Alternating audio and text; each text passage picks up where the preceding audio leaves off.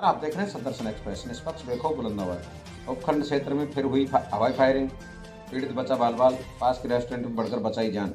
नगर पालिका क्षेत्र के बालावास रोड और उपखंड क्षेत्र में रविवार सुबह फिर हुई फायरिंग। पीड़ित सुनील पुत्र रघुवीर जाति अहिर ने बताया कि वह सुबह अपने घर से बाइक पर सवार होकर बानसूर स्थित दुकान पर आ रहा था कि एक गाड़ी में सवार होकर कृष्ण पाड़ावाला पुत्र सुबह सिंह उर्फ मंडू ने मुझे टक्कर मार दी, जिस पर मैं गिर गया। मैं उठकर जैसे तैसे अपनी जान बचाने के चक्कर में भागा तो उन्होंने 3-4 राउंड फायरिंग की। मैंने अपनी जान नज़दीक की ही स्थित होटल में पहुंचकर बचाई। पीड़ित ने से पूछे जाने पर कि आपकी कोई पुरानी दुश्मनी तो नहीं है। पीड़ित सुनील ने बताया कि गत 6 माह पूर्व ही इस व्यक्ति ने मुझ पर गोली चलाई थी, लेकिन वह आज तक गिरफ्तार नहीं हुआ।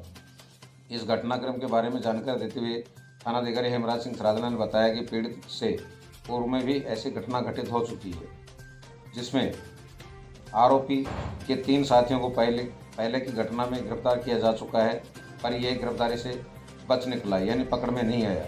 पुलिस अपनी दिशा में सही कार्य कर रही है। फायरिंग की घटना पर बोलते हुए थानाधिकारी हेमराज सिंह सरादना ने बताया कि ऐसी घटना अब तक की जांच में सामने नहीं आया है। उन्होंने कहा कि पुलिस अनुसंधान में जुट गई है। सीसीटीवी फुटेज खंगाले गए हैं, उनमें दौड़ते हुए तो कुछ लोग नजर आ रहे हैं। अभी अनुसंधान चल रहा है, पुलिस टीमें अपना काम कर रही हैं। वहीं भाजपा नेता अंकुर दायमा ने कहा कि बानसूर अपराध का गढ़ बन गया है। कांग्रेस नेत्री व मंत्री यहाँ का प्रतिनिधित्व करती हैं, फिर भी ऐसा कई मंत्री के आशीर्वाद प्राप्त लोग तो ऐसा नहीं कर रहे। उन्होंने कहा कि अपराध समाज और देश के हित में नहीं है।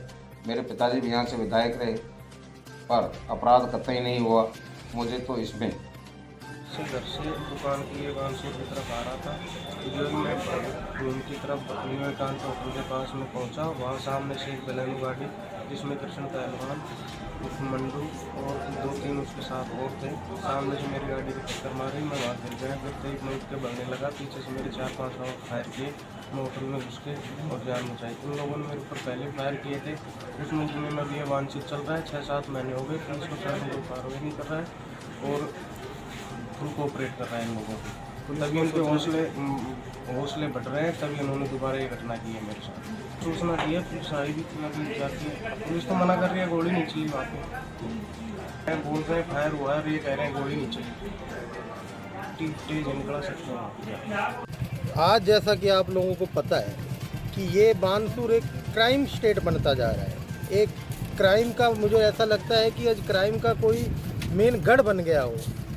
आज सुबह भी इधर गोली चली है। एक हमारे व्यापारी भाई थे, उनके साथ टक्कर मारी, उनको गोली मारी। ये तो भगवान की गनीमत है कि किसी तरह की कोई क्षति नहीं हुई, परंतु ये कब तक रहेगा?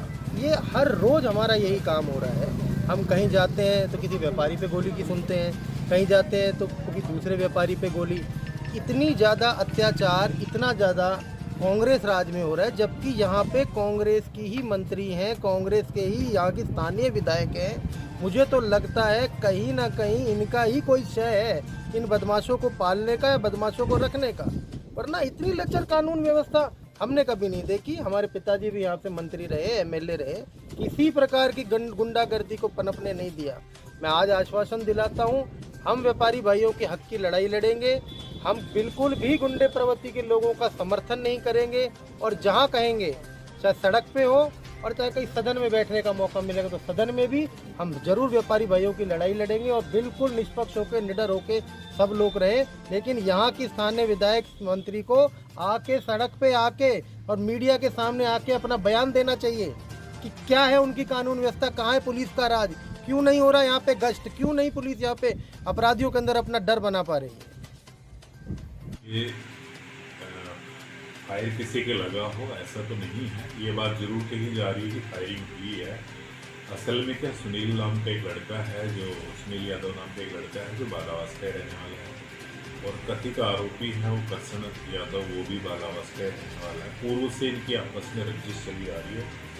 इस चीज़ को लेके पहले भी इनके बीच में झगड़ा हुआ और पहली की घटना हुई थी लगभग 7-8 महीने पहले, और उसी के नतीजे आज फिर कुछ जब बाइक से बानसूर आ रहा था सुनील, इसकी गाड़ी को टक्कर मारी कार से। गिरने के बाद उसने अपने आप को बचाने की कोशिश की, तो उसका पीछा करते हुए सीसीटीवी कैमरे के मुताबिक हमें नजर आया है फायरिंग की घटना की क्या सच्चाई है ये आगे तफ्तीश में जांच का विषय है, सामने आ जाएगा। सर सुनील का पीड़ित जो है उसका ये आरोप है कि पुलिस ने 6-7 महीने से उसको गिरफ्तार नहीं किया है, जबकि उसके खिलाफ मुकदमा दर्ज हो रहा है। ये कहना बिल्कुल सही है। उस घटना में 4 लोग थे, जिनमें से 3 आरोपियों को हमने गिरफ्तार कर लिया था और न्यायालय के जरिए न्यायिक हिरासत में भिजवा दिया था। इसकी गिरफ्तारी शेष थी, इसके लिए